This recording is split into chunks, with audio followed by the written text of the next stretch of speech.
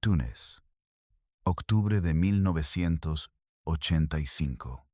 La tarde cae sobre un complejo residencial fortificado en el barrio de Hammam Lif, a 12 kilómetros del centro de la capital tunecina. Detrás de muros de hormigón reforzado y puestos de vigilancia permanente, Yasser Arafat, presidente de la Organización para la Liberación de Palestina, coordina operaciones desde un búnker subterráneo, equipado con líneas de comunicación satelital. El líder palestino lleva 3 años residiendo en territorio tunecino, tras su expulsión del Líbano durante la invasión israelí de 1982. La ubicación exacta de su residencia principal es el secreto mejor guardado de su aparato de seguridad. 6 capas de protección rodean su posición. Guardias de élite de Fatah, unidades especiales, tunecinas, sistemas de contravigilancia electrónica, vehículos señuelo, rutas de evacuación múltiples y un protocolo de movimiento aleatorio, diseñado específicamente para frustrar vigilancia satelital y reconocimiento aéreo. El 1 de octubre a las 11:40, 6 cazabombarderos F-15 Eagle de la Fuerza Aérea Israelí cruzan el espacio aéreo mediterráneo a baja altitud, evitando radares costeros. Cada aeronave transporta bombas guiadas de precisión Mark 84 de 500 kilogramos. La formación alcanza la costa tunecina, sin ser detectada. A las 13:15, las aeronaves inician ascenso para adquisición de objetivo. A las 13:18, la primera bomba impacta el complejo de la OLP en Hammam Lif. 19. Explosiones sucesivas. Destruyen edificios administrativos, depósitos de armamento, centros de comunicación y residencias de liderazgo. 68 personas mueren en el ataque. Yasser Arafat no está entre ellas. La operación Pierna de Madera había fallado en su objetivo primario. La inteligencia israelí había localizado correctamente la sede central de la OLP, pero erró en determinar la ubicación precisa de Arafat en el momento del ataque. El líder palestino había abandonado el complejo 3 horas antes del bombardeo para asistir a una reunión con representantes libios en una villa costera no vigilada por el Mossad. Ese error de sincronización reveló una vulnerabilidad crítica en la arquitectura de inteligencia israelí sobre objetivos móviles de alta prioridad. No bastaba con identificar instalaciones, era necesario rastrear al individuo en tiempo real. Lo que siguió no fue otra operación de bombardeo. Fue el diseño de una misión de penetración en territorio hostil para resolver un problema que los satélites y los informantes no podían solucionar. Establecer un patrón de movimiento verificable de Yasser Arafat mediante posicionamiento humano directo. Esta misión se convertiría en uno de los estudios de caso fundamentales sobre seguimiento de objetivos de alto valor en ambientes urbanos no permisivos. El fracaso de la operación Pierna de Madera tuvo consecuencias diplomáticas inmediatas. Estados Unidos condenó públicamente el ataque como violación de soberanía tunecina. El Consejo de Seguridad de las Naciones Unidas aprobó una resolución denunciando la agresión israelí. Túnez reforzó la seguridad alrededor de instalaciones de la OLP, complicando futuras operaciones de inteligencia. Pero más significativo fue el efecto psicológico sobre Arafat. El ataque confirmó su paranoia operativa y reforzó su dependencia en protocolos de seguridad que priorizaban imprevisibilidad sobre eficiencia administrativa. Desde ese momento, ningún miembro de su círculo cercano conocería su agenda completa con más de 6 horas de anticipación. Yasser Arafat nació como Mohammed Abdelrahman Abdelrauf Arafat al-Qudwa al-Husseini el 24 de agosto de 1929 en El Cairo, Egipto, aunque posteriormente afirmaría haber nacido en Jerusalén para reforzar su narrativa política. Su padre, Abdel Rauf al-Qudwa, era un comerciante textil palestino con conexiones en Gaza.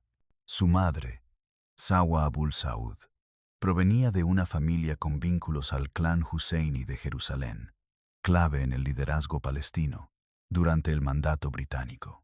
La muerte de su madre cuando Arafat tenía 5 años fragmentó su núcleo familiar. Fue enviado a Jerusalén a vivir con su tío materno durante 4 años antes de regresar a El Cairo. Esta dislocación temprana aparece en análisis psicológicos de inteligencia israelí como un factor en su posterior construcción de identidad política, centrada en la causa del retorno. Durante su adolescencia en El Cairo, Arafat fue reclutado por la Hermandad Musulmana mientras estudiaba ingeniería civil en la Universidad del Rey Fuad, posteriormente renombrada Universidad de El Cairo. Aunque nunca adoptó plenamente la ideología islamista de la hermandad, utilizó sus redes para movilización política entre estudiantes palestinos.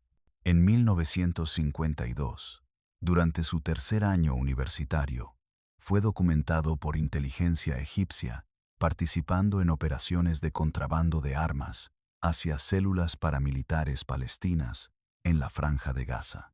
Estas actividades no resultaron en arresto debido a la simpatía del régimen de Nasser hacia causas anticoloniales. Entre 1956 y 1957, Arafat sirvió como oficial de ingeniería en el ejército egipcio durante la crisis de Suez, aunque registros militares indican que su participación fue administrativa y no combativa. Tras la guerra, abandonó Egipto hacia Kuwait, donde trabajó como ingeniero civil para el Departamento de Obras Públicas kuwaití. Kuwait se convirtió en su base de operaciones para la fundación de Fatah en 1959, junto con Salah Khalaf, Khalil al-Wazir y otros palestinos exiliados. Fatah fue concebida no como una organización política, sino como una estructura paramilitar de liberación nacional con financiamiento inicial proporcionado por empresarios palestinos en el Golfo. Los primeros años de Fatah estuvieron marcados por operaciones de pequeña escala contra objetivos israelíes en la frontera. Entre 1965 y 1967, Fatah ejecutó aproximadamente 200 operaciones de infiltración desde territorio jordano, sirio y libanés. La mayoría fueron sabotajes menores contra infraestructura agrícola e hídrica. Inteligencia israelí monitoreaba estas actividades, pero no consideraba a Fatah una amenaza estratégica. La organización carecía de capacidad militar convencional y dependía de tolerancia siria para operaciones transfronterizas.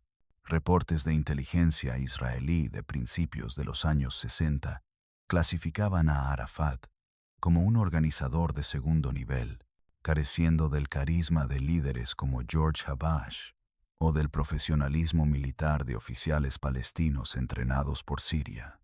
Sin embargo, análisis posteriores identificaron en Arafat una habilidad estratégica fundamental: la capacidad de unificar facciones fragmentadas mediante compromiso político y distribución de recursos.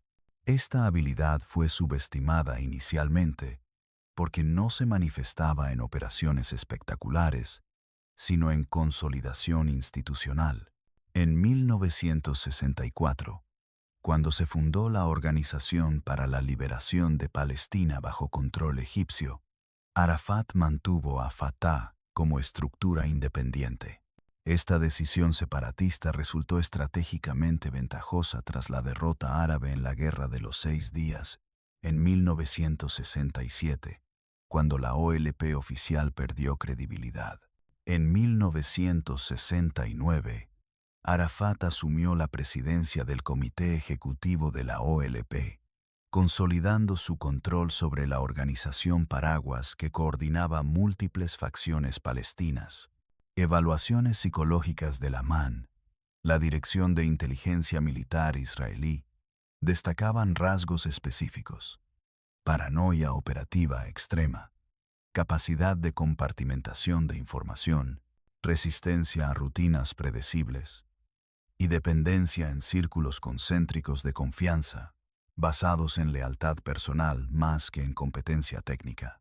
Estos rasgos convertían a Arafat en un objetivo excepcionalmente difícil para operaciones de neutralización directa. Documentos desclasificados del Shin Bet de 1970 revelan que agentes israelíes habían identificado al menos 3 oportunidades para neutralizar a Arafat durante su período en Jordania. Todas fueron rechazadas por cálculo político. Asesinar a Arafat podría convertirlo en mártir y fortalecer el movimiento palestino. Además, el rey Hussein de Jordania estaba ejecutando su propia campaña contra la OLP. Israel optó por permitir que la represión jordana hiciera el trabajo. El perfil de amenaza de Arafat se elevó dramáticamente tras el secuestro múltiple de aeronaves en septiembre de 1970, operación coordinada por el Frente Popular para la Liberación de Palestina, bajo George Habash, pero ejecutada desde territorio controlado por la OLP en Jordania.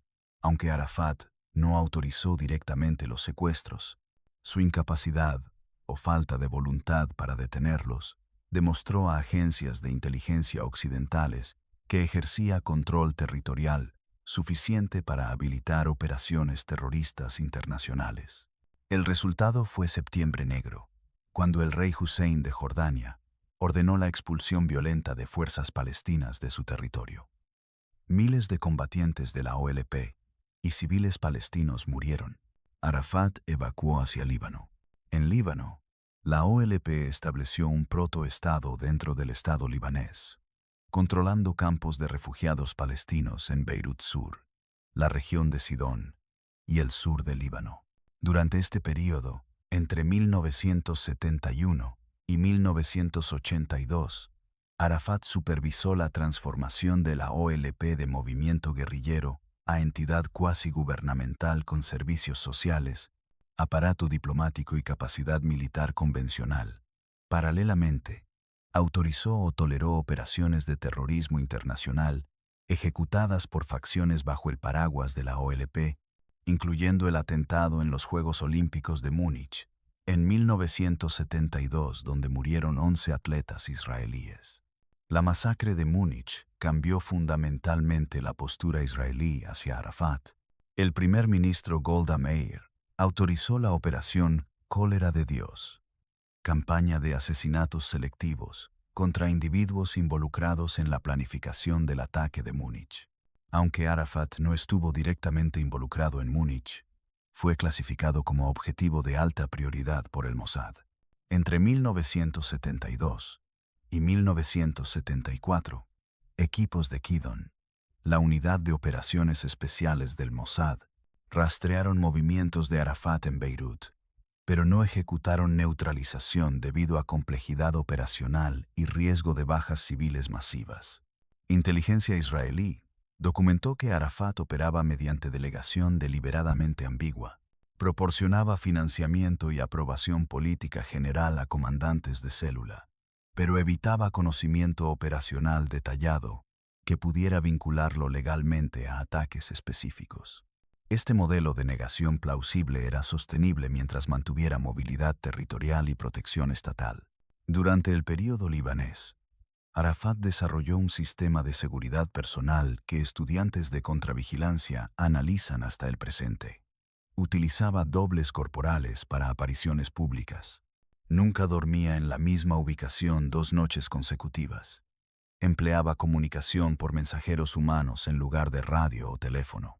Mantenía múltiples oficinas operacionales en Beirut, ninguna de las cuales era su centro de comando real. El centro de comando rotaba semanalmente entre ubicaciones en hospitales, escuelas y edificios residenciales para complicar ataques aéreos. La invasión israelí del Líbano en junio de 1982 colapsó esta estructura. Fuerzas israelíes sitiaron Beirut Occidental durante 2 meses. Arafat y aproximadamente 8.000 combatientes de la OLP fueron evacuados bajo supervisión internacional hacia Túnez, Yemen del Norte y otros estados árabes dispuestos a recibirlos.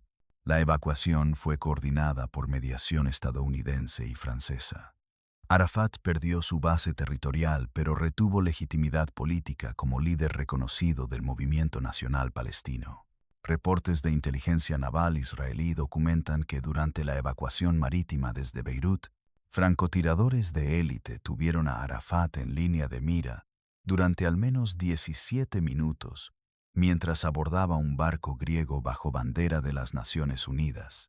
La orden de disparar nunca fue emitida. El primer ministro Menachem Begin había dado garantías personales al enviado estadounidense Philip Habib de que la evacuación sería segura.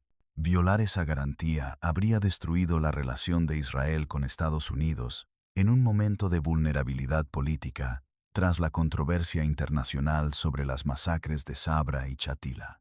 En Túnez, la OLP reconstruyó su infraestructura bajo condiciones más restrictivas. El gobierno tunecino, aunque solidario políticamente con la causa palestina, no permitió operaciones armadas desde su territorio que pudieran provocar represalias israelíes o estadounidenses. Arafat adaptó sus métodos. Externalizó operaciones violentas a células en Europa y Medio Oriente, mientras presentaba internacionalmente una imagen de líder político dispuesto a negociar. Esta dualidad estratégica confundió evaluaciones de inteligencia sobre si Arafat era un socio potencial para paz o un coordinador de terrorismo con fachada diplomática. El ataque israelí a la sede de la OLP en 1985 resolvió temporalmente el debate interno en Tel Aviv a favor de neutralización, pero el fracaso operacional en localizar a Arafat durante el bombardeo expuso un problema técnico irresoluble mediante fuego aéreo.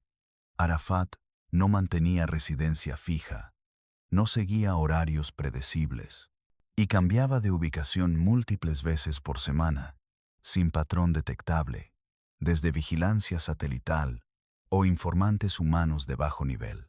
Tras el bombardeo de Hammam Leaf, el Mossad reasignó recursos desde operaciones de neutralización hacia operaciones de localización.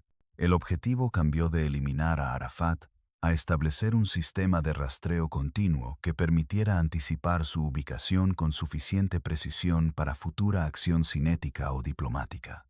Esto requería inteligencia de señales, inteligencia de imágenes y, críticamente, inteligencia humana con acceso a círculos internos de seguridad de la OLP. Entre 1985 y 1988, el Mossad ejecutó al menos 4 operaciones documentadas de penetración en la estructura de seguridad de Arafat en Túnez. La primera involucró reclutamiento de un oficial de comunicaciones tunecino que proporcionaba horarios de uso de líneas telefónicas satelitales. La segunda fue infiltración de un técnico de mantenimiento de vehículos en el garaje utilizado por la flota de transporte de la OLP. La tercera fue colocación de dispositivos de rastreo en automóviles mediante operación de bandera falsa, ejecutada por agentes que se presentaron como contratistas de seguridad franceses. La cuarta, clasificada hasta 1998, involucró soborno de un miembro del personal de limpieza en una residencia secundaria de Arafat, en la costa de Gamarth. Ninguna de estas operaciones produjo inteligencia accionable para neutralización porque Arafat implementaba contramedidas que anulaban ventajas de vigilancia técnica. Cambiaba de vehículos sin notificación previa. Utilizaba automóviles idénticos conducidos simultáneamente por rutas diferentes. Evitaba comunicación electrónica directa utilizando mensajeros humanos y mantenía al menos 6 residencias en rotación aleatoria. Incluso miembros de su guardia personal conocían su ubicación con solo horas de anticipación. La operación más cercana a éxito ocurrió en marzo de 1988. Un equipo de Kidon estableció vigilancia sobre una villa en La Marsa, suburbio costero de Túnez, donde inteligencia humana había confirmado que Arafat pasaría la noche del viernes 15 de marzo. El equipo consistía en 8 operativos, 4 francotiradores, 2 especialistas en comunicaciones, un médico de combate y un comandante de misión. Ocuparon posiciones en un edificio residencial a 300 metros de la villa objetivo. A las 22:30, un convoy de 4 vehículos Mercedes idénticos llegó a la villa. Guardias de seguridad palestinos establecieron perímetro.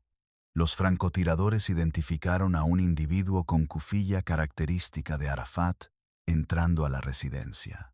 La orden de disparar fue transmitida. Antes de que el primer disparo fuera ejecutado, inteligencia de señales interceptó comunicación de radio desde la villa, indicando que Arafat había cambiado de planes y permanecería en su oficina en el centro de Túnez. El individuo en la villa era un doble corporal. El equipo abortó la misión y evacuó Túnez en 24 horas. Este incidente demostró que incluso inteligencia humana de alta calidad era insuficiente contra un objetivo que implementaba engaño sistemático. En paralelo, Estados Unidos aplicó presión diplomática sobre Túnez para restringir actividades de la OLP tras el secuestro del crucero Achille Lauro en octubre de 1985 por militantes del Frente de Liberación de Palestina, facción afiliada a la OLP. Aunque Arafat condenó públicamente el secuestro, inteligencia estadounidense interceptó comunicaciones, sugiriendo que había aprobado la operación antes de su ejecución. Esta evidencia fortaleció el argumento israelí de que Arafat era un obstáculo para paz y no un interlocutor válido. Sin embargo, en Washington surgió una evaluación alternativa. Analistas de la CIA argumentaron que aislar completamente a Arafat fortalecía a facciones más radicales dentro de la OLP, particularmente el Frente Popular y grupos respaldados por Siria. Mantener a Arafat como líder débil pero reconocido podría ser preferible a su reemplazo por líderes sin interés en negociación política. Esta lógica influyó en la decisión estadounidense de iniciar diálogo indirecto con la OLP en 1988, tras la declaración simbólica de independencia palestina. Israel rechazó esta lógica. Documentos desclasificados del Gabinete de Seguridad israelí de 1987 muestran consenso en que Arafat debía ser neutralizado o marginalizado mediante erosión de su base de apoyo financiero y político. La estrategia era prolongada: cortar flujos de financiamiento desde estados del Golfo, exponer corrupción financiera dentro de la OLP y apoyar liderazgos palestinos alternativos en territorios ocupados que no dependieran de Arafat. Durante este periodo, la Unidad 8200, División de Inteligencia de Señales de las Fuerzas de Defensa de Israel, estableció monitoreo completo de comunicaciones satelitales, utilizadas por liderazgo de la OLP. Cada llamada telefónica de Túnez hacia territorios palestinos era interceptada y analizada. Sistemas de reconocimiento de voz identificaban conversaciones de Arafat, incluso cuando utilizaba líneas telefónicas de subordinados. Transcripciones revelaron que Arafat autorizaba pagos a familias de militantes muertos en operaciones contra Israel, evidencia directa de financiamiento de terrorismo. Esta inteligencia de señales fue compartida selectivamente con agencias estadounidenses y europeas para socavar credibilidad diplomática de Arafat. En 1989, el Departamento de Estado estadounidense recibió transcripciones de conversaciones donde Arafat aprobaba transferencias financieras a células de Fatah en Cisjordania, responsables de ataques con bombas incendiarias contra autobuses civiles. La evidencia complicó esfuerzos de la OLP para obtener reconocimiento diplomático completo en capitales occidentales. La primera intifada, iniciada en diciembre de 1987, complicó esta estrategia. El levantamiento popular en Cisjordania y Gaza ocurrió sin dirección central de la OLP en Túnez. Arafat fue inicialmente irrelevante para el movimiento, que era conducido por organizaciones locales y mezquitas. Sin embargo, Arafat logró cooptar narrativamente la intifada como validación de su liderazgo, presentándose internacionalmente como la voz del pueblo palestino, a pesar de su distancia física y operacional del conflicto. En 1988, bajo presión estadounidense y percibiendo oportunidad diplomática, Arafat declaró reconocimiento implícito de Israel y renunció formalmente al terrorismo en una conferencia de prensa en Ginebra. Esta declaración abrió canales de diálogo, pero fue recibida con escepticismo profundo en círculos de inteligencia israelíes que documentaron continuidad de financiamiento de la OLP a células armadas activas contra objetivos civiles israelíes. Análisis de inteligencia financiera ejecutado conjuntamente por el Mossad y la División de Investigaciones del Banco de Israel rastreó flujos monetarios desde cuentas de la OLP en bancos suizos, jordanos y saudíes hacia redes de distribución en territorios palestinos. Entre 1988 y 1990, aproximadamente $80 millones fueron transferidos a células operacionales de Fatah, Hamas y Yihad Islámica. Estas transferencias contradecían las declaraciones públicas de Arafat sobre renuncia a violencia. El cambio estratégico decisivo no provino de operaciones de inteligencia, sino de colapso geopolítico. En 1990, Arafat cometió un error de cálculo histórico al expresar apoyo a Saddam Hussein tras la invasión iraquí de Kuwait. Esta posición alienó a los estados del Golfo que financiaban a la OLP, particularmente Arabia Saudita y Kuwait. El flujo de cientos de millones de dólares anuales cesó abruptamente. Simultáneamente, el colapso de la Unión Soviética eliminó el respaldo político y material que la OLP había recibido durante décadas del bloque oriental. Para 1991, Arafat enfrentaba crisis financiera institucional y pérdida de relevancia estratégica. La Conferencia de Paz de Madrid en octubre de 1991 excluyó inicialmente a la OLP, permitiendo que delegados palestinos de los territorios ocupados negociaran directamente con Israel. Arafat se vio forzado a aceptar marginalización o abrazar negociación directa que previamente había rechazado. Entre 1991 y 1993, el Mossad mantuvo vigilancia sobre Arafat, pero sin priorizar neutralización activa. Documentos desclasificados muestran que la evaluación de inteligencia cambió. Arafat era ahora visto como líder debilitado, cuya eliminación podría desestabilizar negativamente el proceso de paz emergente. En septiembre de 1993, Arafat firmó los acuerdos de Oslo en la Casa Blanca, reconociendo formalmente el derecho de Israel a existir a cambio de autogobierno palestino limitado en Gaza y Cisjordania. Este desenlace representó victoria estratégica israelí sin recurso a neutralización física. Arafat fue contenido, limitado territorialmente, privado de recursos financieros independientes y forzado a aceptar condiciones que fragmentaban control territorial palestino. Su retorno a territorios palestinos, en 1994, lo colocó bajo vigilancia israelí constante. Cada movimiento era monitoreado. Su autoridad era funcional solo mediante coordinación con aparato de seguridad israelí. El regreso de Arafat a Gaza en julio de 1994 fue coreografiado como triunfo, pero ejecutado bajo restricciones operacionales totales. Israel controlaba fronteras, espacio aéreo, espectro electromagnético y acceso marítimo. La autoridad palestina que Arafat presidía dependía de transferencias fiscales israelíes para financiamiento. Cada decisión administrativa requería coordinación con oficiales de enlace israelíes.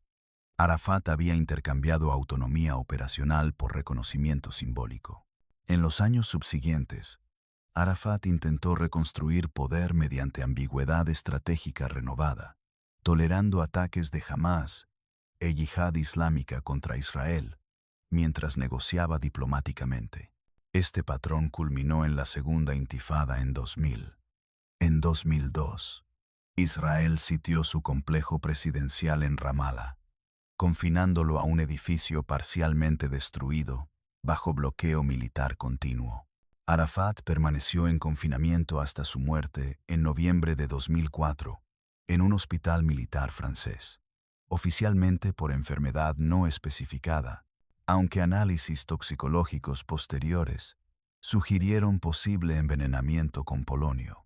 Investigaciones forenses realizadas en 2012 por el Instituto de Radiofísica de Lausana detectaron niveles elevados de polonio 210 en muestras de ropa y efectos personales de Arafat, preservados tras su muerte. Polonio 210 es un isótopo radioactivo extremadamente tóxico, utilizado en el envenenamiento de Alexander Litvinenko en Londres en 2006. La vida media del polonio 210 es de 138 días, lo que significa que niveles detectables 8 años después de la muerte de Arafat sugerían contaminación masiva original. Israel nunca confirmó ni negó participación en su muerte. No fue necesario. Arafat había sido neutralizado operacionalmente años antes, mediante erosión sistemática de su capacidad de acción independiente.